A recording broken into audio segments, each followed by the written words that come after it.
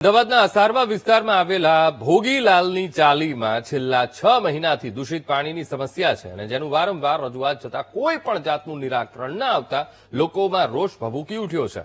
તો હવે વારંવાર ધારાસભ્ય અને કોર્પોરેટરને રજૂઆત કરવા છતાં કોઈ પણ જાતનો ઉકેલ ન આવતા સ્થાનિકોએ વિરોધ કર્યો હતો. ઉગ્ર બનેલા લોકોએ કોર્પોરેશનનો ઉધડો લીધો તો ધારાસભ્યની ઓફિસની બહાર વિરોધ પ્રદર્શન કર્યું હતું. ઉગ્ર બનેલા લોકોને શાંત પાડવા પોલીસની મદદ લેવાઈ હતી.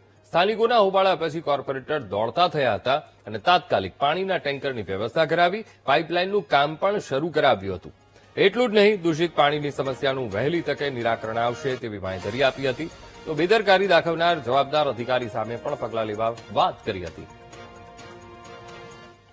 છેલ્લા 5 વોટર પોલ્યુશન જમીનની અંદરથી હોય છે, એટલે આપણે ડાયરેક્ટ જોઈ શકતા નથી. એના માટે અલગ અલગ આપણે અંદર આવ્યા હશો તો આપણે જોયું છે, અલગ અલગ જગ્યાએ એના ખાડા કરેલા છે. એના માટેની એએમસીના એસી અમારા બધા જ જીગી સાહેબ છે, છન્નુભાઈ છે, બધા જ અહીંયા કામગીરી કરી રહ્યા છે. એના અનુસંધાને જો કદાચ એવું આપણે જોયું કે કામગીરી ના થયું તો આ ખાડા અત્યારે તાત્કાલિક ના પણ બન્યા હોય.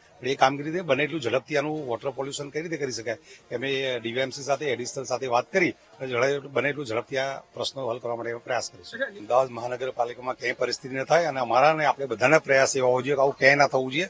અને એના માટે માનનીય મેયર સાહેબ જે પણ અધિકારીઓ માટે જવાબદાર છે એની સામે શિક્ષાત્મક કાર્યવાહી પણ અમારા તરફથી કરવામાં આવશે.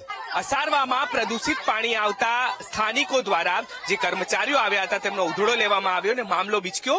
પોલીસ બોલાવી પડી. અત્યારે હાલ જે સ્થાનિકો છે તે જોઈ શકાય છે કે પ્રદૂષિત પાણી તેમના ઘરે આવતું હતું. છેલ્લા ઘણા સમયથી આ પ્રદૂષિત પાણીને કારણે અહીં સ્થાનિકો બીમાર પણ પડતા હતા.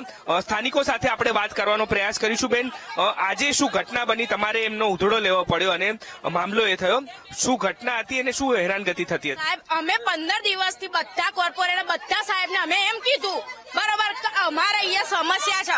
ફર્સ્ટ ટાઈમ આ ખાડો ખોદ્યો, અહીંયા પાણીનું સોલ્યુશન લાવવા માટે બધું કર્યું, ગટરનું બટરનું બધું પાણી અમે કર્યું. તો આ ખાડો ખોદીને ત્યાં આગળ ખાડો ખોદ્યો, ત્યાં પાણી બંધ કર્યું તો ત્યાંથી આગળ ખાડો ખોદ્યો અને બધા એમ કહે છે કે પાણી ખરાબ આવે. અમે બધું એ કરીએ છીએ. કોર્પોરેટર બધા અમે બધા સાહેબો બધા મેડમોને અમે ફોન કરે કે પાણી ખરાબ આવે છે, તમે અહીં જોઈ જાઓ. આવા ફોટા પાડીને જતા રહેશે બધા સાહેબ.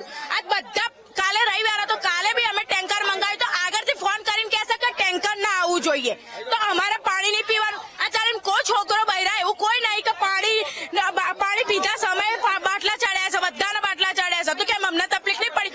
અમારા 2 મહિનાથી ખરાબ પાણી આવીએ છીએ. કોઈ ના કંટાળો ગરમ અને ટેન્કર આવે છે તો આગળથી ફોન કરીને એમ કહેશે કે ટેન્કર ના આવવા જોઈએ એમ કહેશે. તો ભાઈ અમારે પાણી નહીં પીવાનું. આ બધા કંટાળીને અમે આંદોલન કરીએ છીએ.